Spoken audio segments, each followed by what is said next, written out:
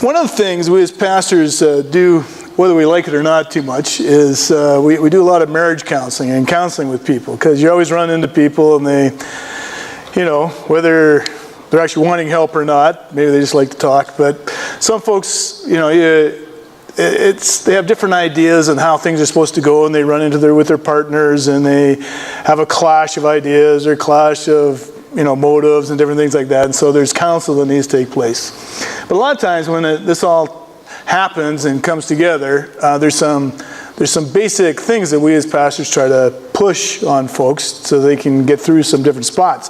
One of them is love is not blind. Okay? It's just not. Okay? So when you love somebody, that means you love the whole person. Okay? So the good, the bad, the ugly, that's what you kind of have to get. Like, a lot of these girls, I worked youth for about 20 years, okay, and I knew some of these kids from when they're little, and then they're dating and they want to get married, or they're getting serious relationships, and he's just wonderful. I just can't believe how awesome he is. He's great, and the guy's half idiot. And as a father, sometimes I would go, I don't know. And then later they find out, they go, I just can't believe he's like that. I just can't. It's like, but you dated him for over a year. Are you kidding? Do you not see this? And the reason is because sometimes we put a little bit different set of glasses on that kind of spouts out what we want rather than what is reality. Okay? And then this happens with our kids too, right? I was at a buddy of mine was there, and he, how can I phrase this? Okay, so anyway, he's talking to his daughter-in-law. Okay, I'm not going to mention any names. And the daughter-in-law comes up with the little kid. And he's looking at the little kid, and he has a slightly heavy runny nose, if you want to put it in a gracious way, fairly dark, and yet massive coming below the nose. All right? And it's gross. And he's like, oh, does he have a cold? And she goes, he does not have a cold. Well, he's got, and she says, he does not. Well, it's right there. But in her head, okay, now I know this sounds really strange, but I know this person, and they're very idealistic in some aspects, and her child is not sick. Okay? This doesn't happen that way. I've approached parents sometimes when I've had to. This is like a one-on-one on how not to run youth ministry, but sometimes if you're dealing with kids and they're on dope, and a lot of guys will, if you're a rookie, you'll go and you'll talk to the parents right away. Okay? Now, you may say, well, you should be able to know right away. If my kid's on dope, I want to know. But 99 out of 100, this is what will happen. Okay? And I watched this, a guy that was supposed to be mentoring me, he showed me this. And I tried it myself a couple times. If a kid is I've talked to him, and the kid doesn't like me anymore, and I have no say in the life, I'm definitely going to talk to the parents. Okay? Now, this is why. Okay? Is that this guy, first guy he took me, and he goes, I got to talk to these parents about the kid on dope. All right? And so you go sit down in the living room, and you have the parents there, and the kid is in the house somewhere, and you say, Mrs. So-and-so, I hate to tell you this, but your kid's been doing dope, and you need to kind of deal with this. No, my kid is not on dope. There you go. Well, actually, da-da-da-da-da-da. Johnny, come over here. Are you on dope? No, I'm not on dope. See, Johnny's not on dope. And then when they find out, they hate you for the rest of your life because you're the one that brought the news about the kid on the dope. Okay? Because parents have this idea about their kids. It's lodged in their head because they don't want to hear that. You have some practical people that, and they, there's some folks got burned by their kids earlier on, and they know it, and they know the kid's on dope, and so other parents go, yeah, I know, but we've been, trying to discipline them. But it's a different picture once they've crossed that line. All right? And this is how some of us look at our walk in Christianity. And this is how some of us bring a picture of who we think God is or should be in our own lives. This morning, we're just going to go over a few things. We're going to go into Exodus chapter 32. So we're not going to have any slides or anything right now because I want you to look at some paper or on your cell phone, and I want you to look. It's the second book in the Bible. All right, so you go to the very front and you flip a few pages and you hit Exodus and you go to 32. All right, and we're going to start there and go through that.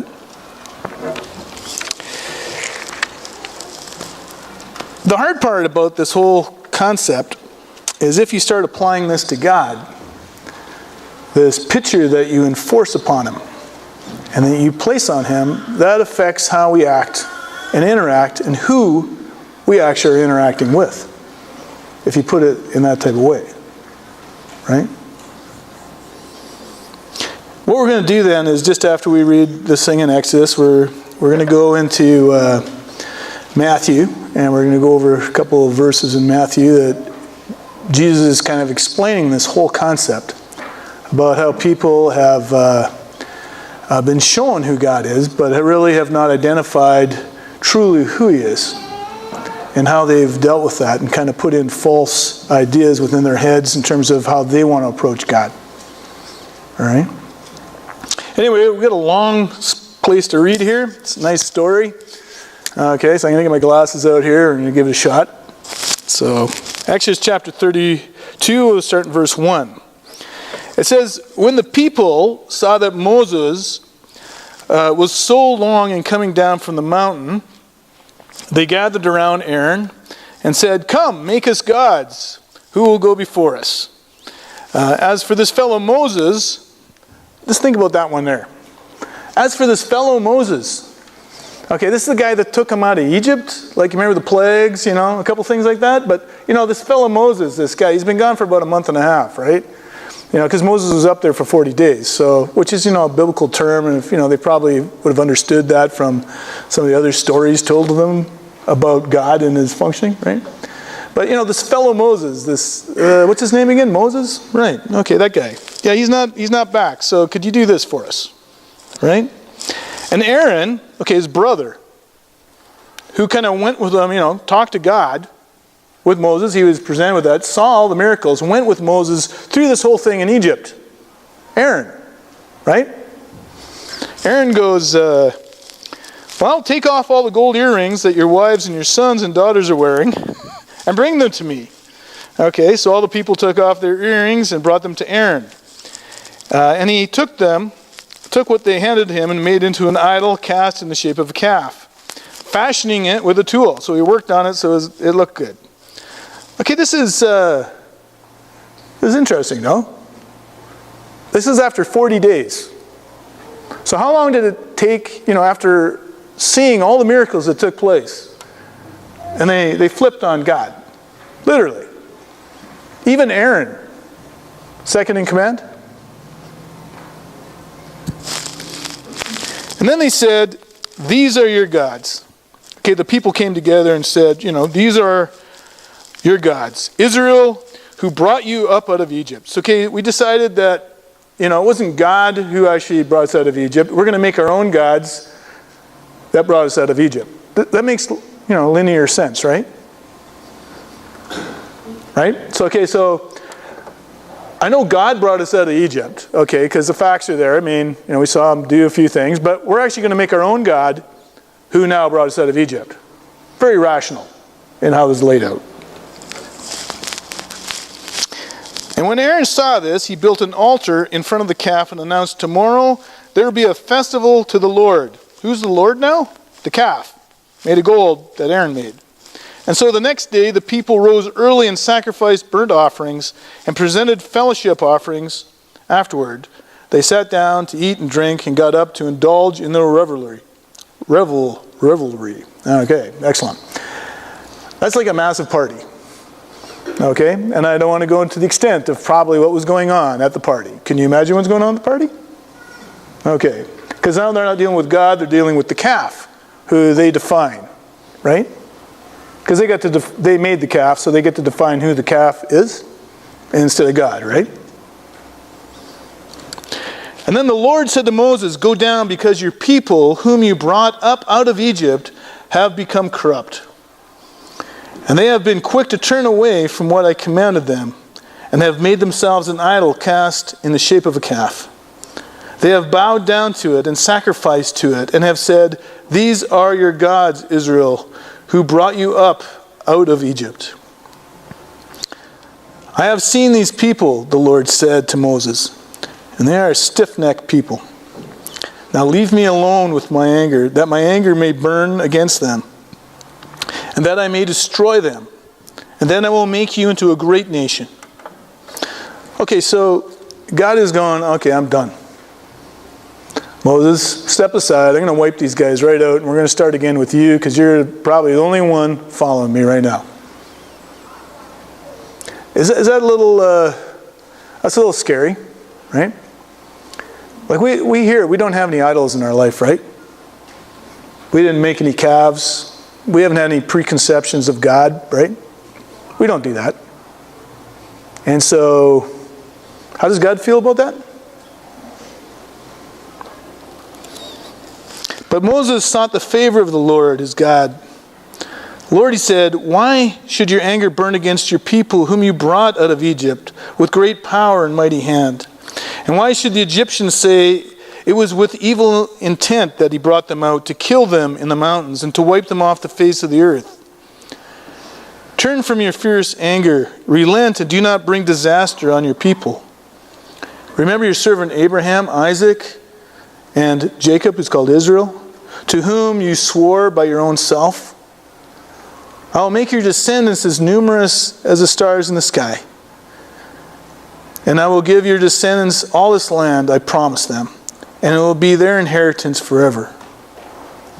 And then the Lord relented and did not bring on his people the disaster he had threatened. You know, it's really good that they had Moses. And it sure speaks up for prayer.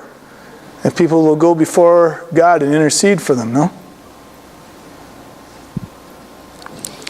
Verse 15, and Moses turned and went down the mountain with 2 tablets of the covenant of the law in his hands. And they were inscribed on both sides, front and back. These are the original 10 Commandments, folks. The tablets were work of God, written, and the writing was the writing of God, engraved on the tablets. And when Joshua heard the noise of the people shouting, he said to Moses, there is the sound of war in the camp. All right, now Joshua, you got to remember, he was not in camp. He was out with the rest of the leaders, right, at the base of the mountain.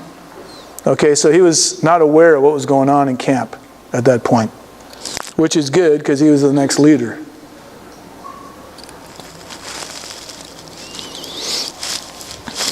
And Moses replied, it is not the sound of victory, it is not the sound of defeat, it is the sound of singing that I hear.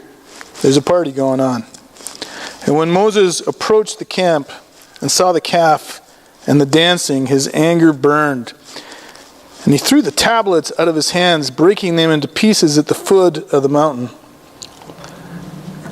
And he took the calf the people had made and burned it in the fire. And when he ground it to powder and scattered it in the water and made the Israelites drink it.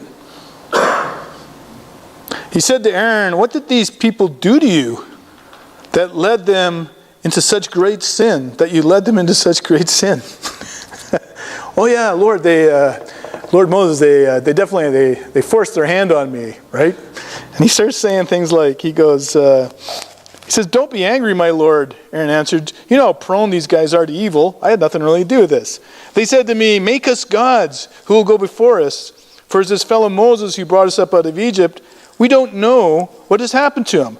So I told them, anyone who has gold jewelry, take it off. And they gave it to me with gold, and I threw it in the fire, and out came this calf. You know, I don't know what happened, but, you know, it was right there. You know.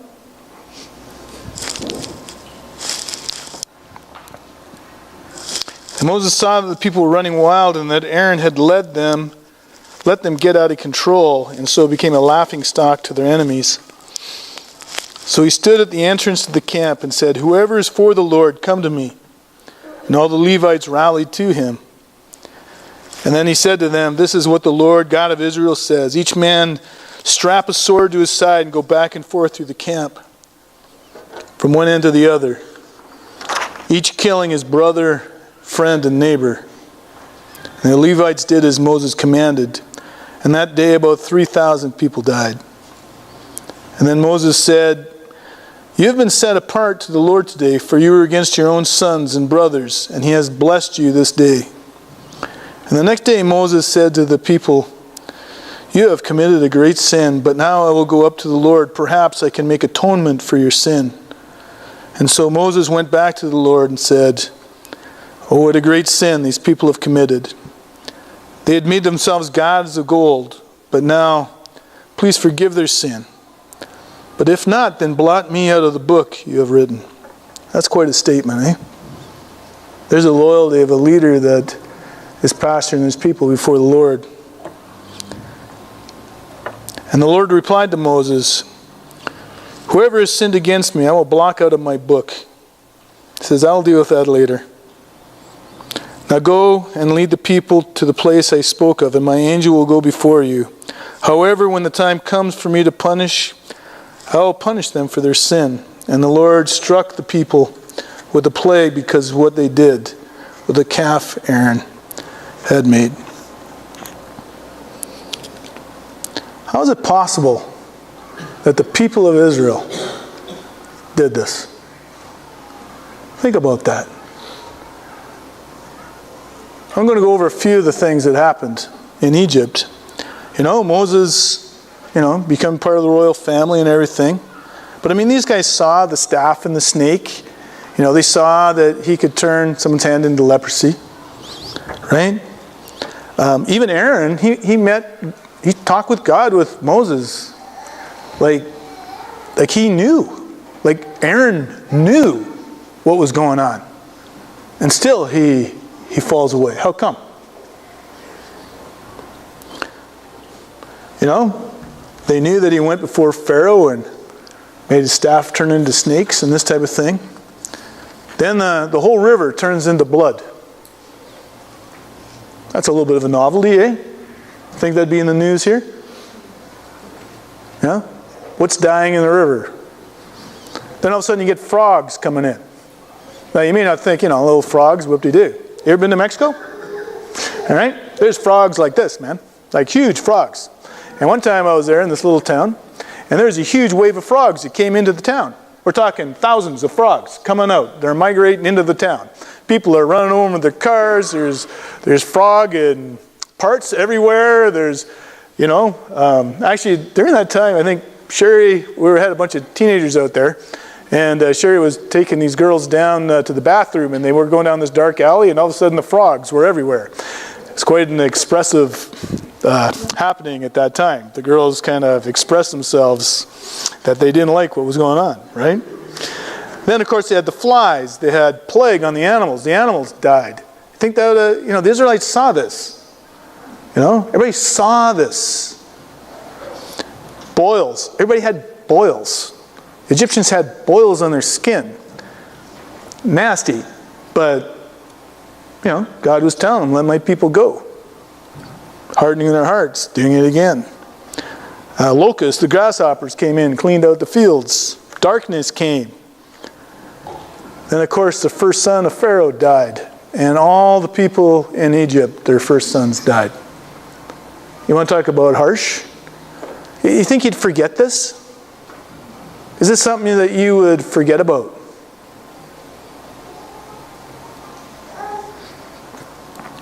Of course, when you get up to the sea of the Red Sea and it parts, to save you so you can get ahead of Pharaoh's army.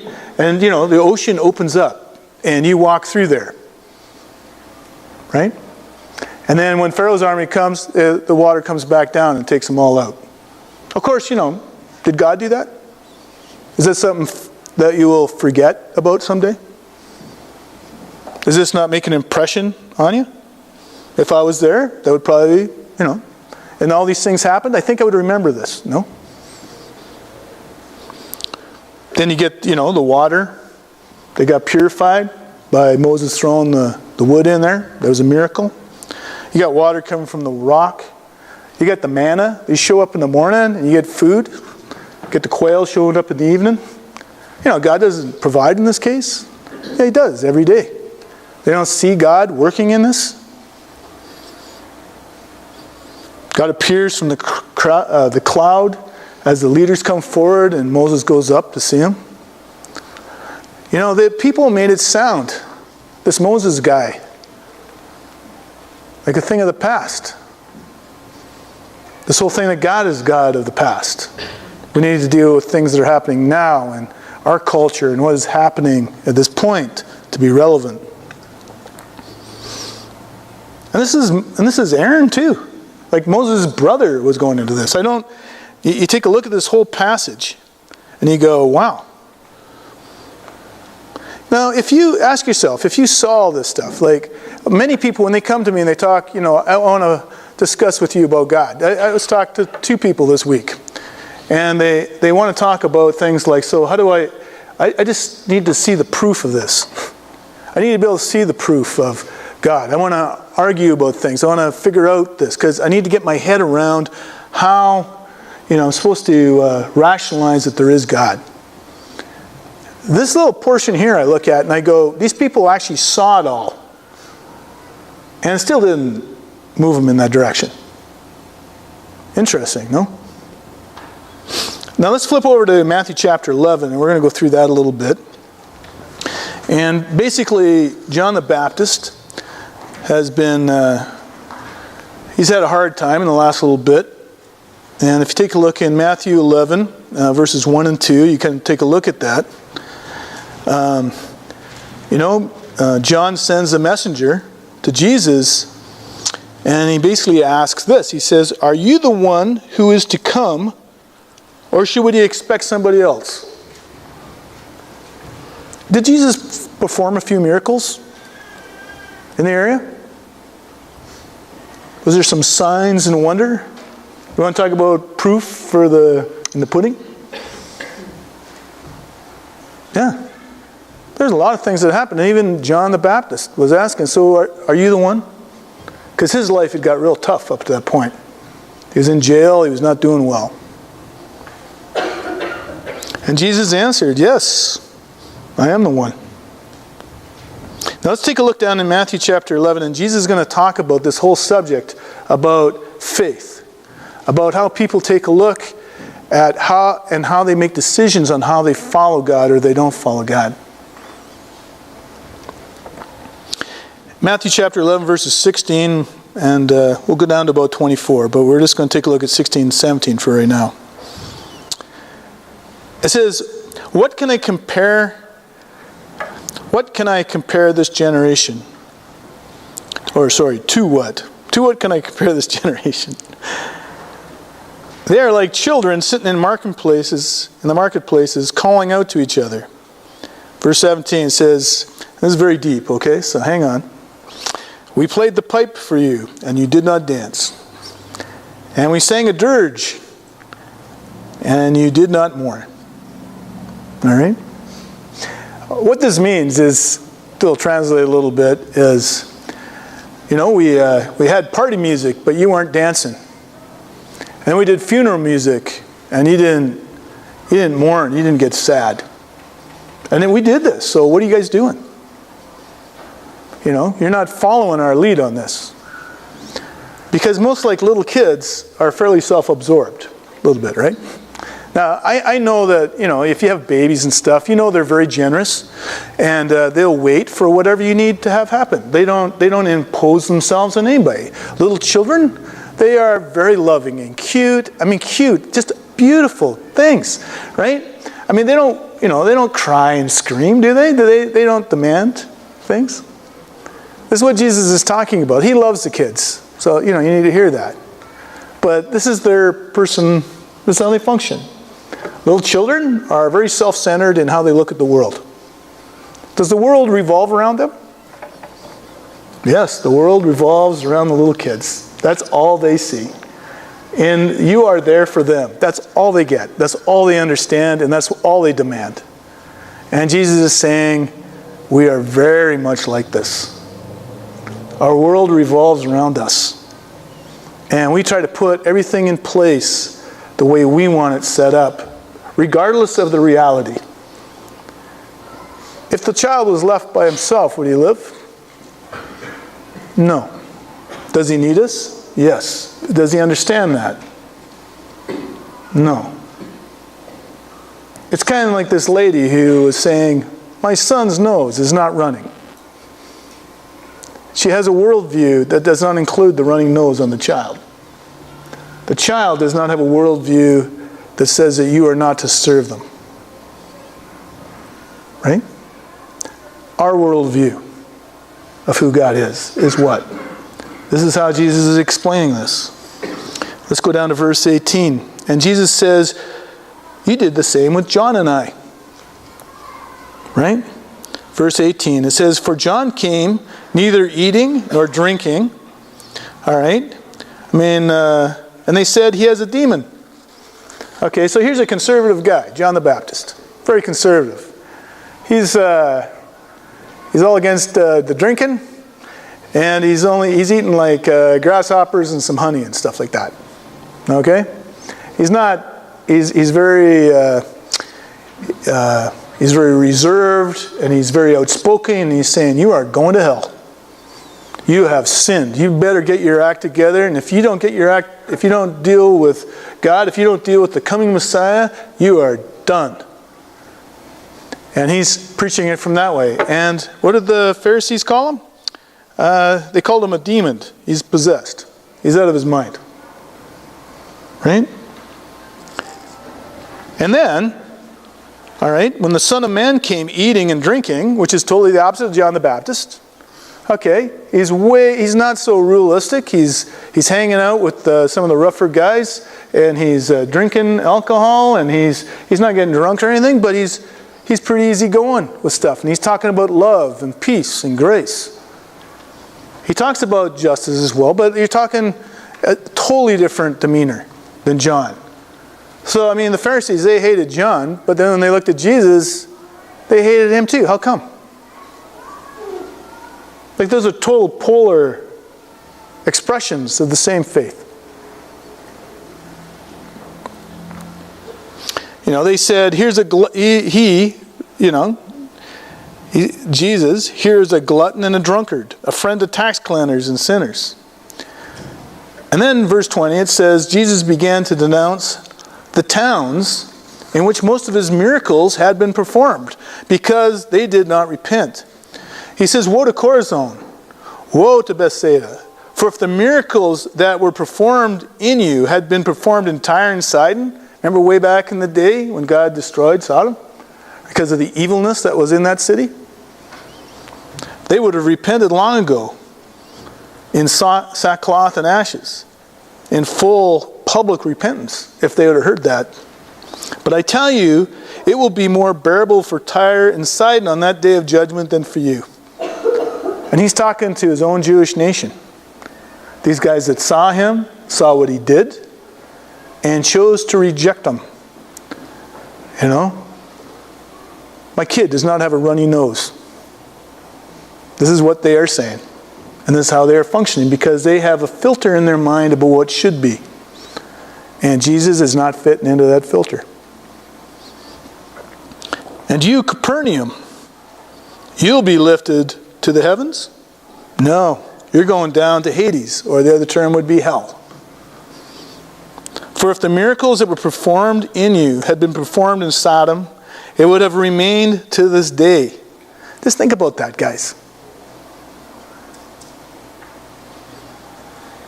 But I tell you that it'll be more bearable for Sodom on the day of judgment than for you. Well, isn't that something? And here you have what would have been considered the fellowship of the time. It had been churches in the towns. But they had a different view of who God was, and they enforced that view, who they thought God was, based on their own mindset. And they were actually in the process rejected God.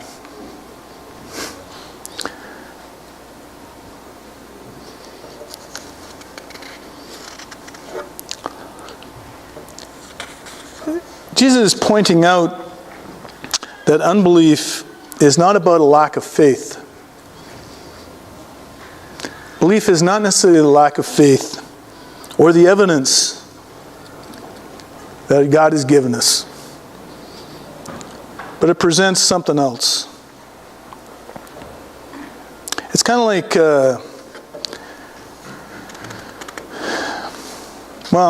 let's take a look at Judas. Here's a guy that, it's interesting, right? He walked with Jesus for 3 years. Did he see all that Jesus did? He had to touch Jesus. He had to seen him do the miracles. He had to seen him do all this stuff.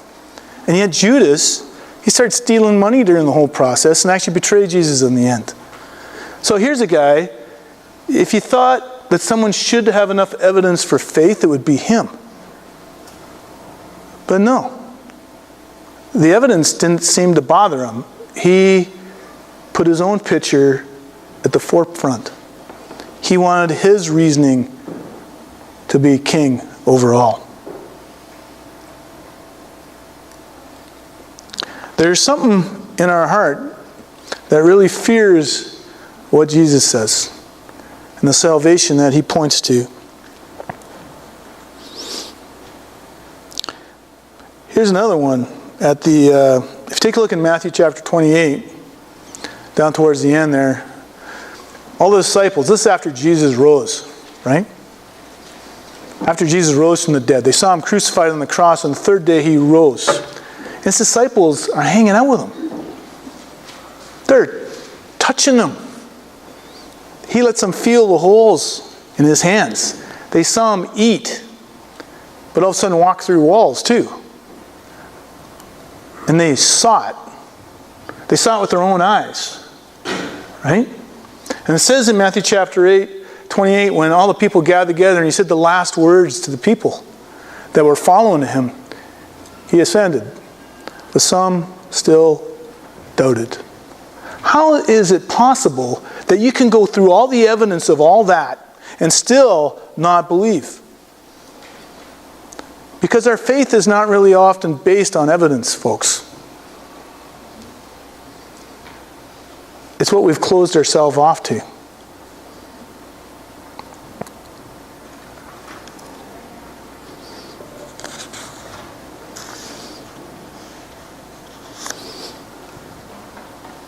It's kind of like the lady who denies that her kid has a runny nose, right? There's something in our hearts that does not connect with God. And we choose not to follow him because we want to be in charge. We want to make our own calf so that we lay out our own rules instead of having to deal with this whole concept of,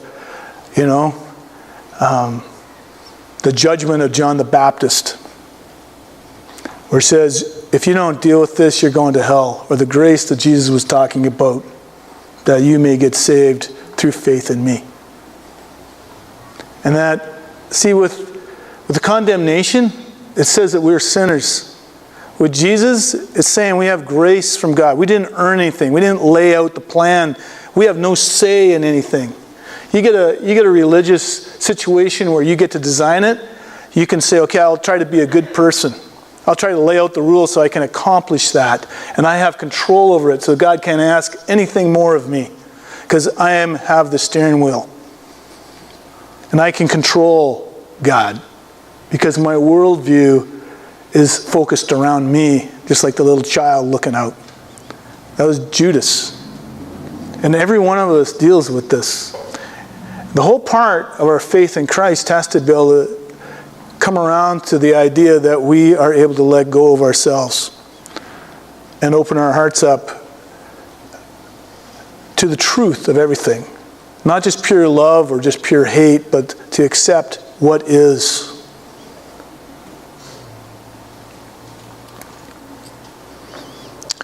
We as people really want to control our own picture. We desire this.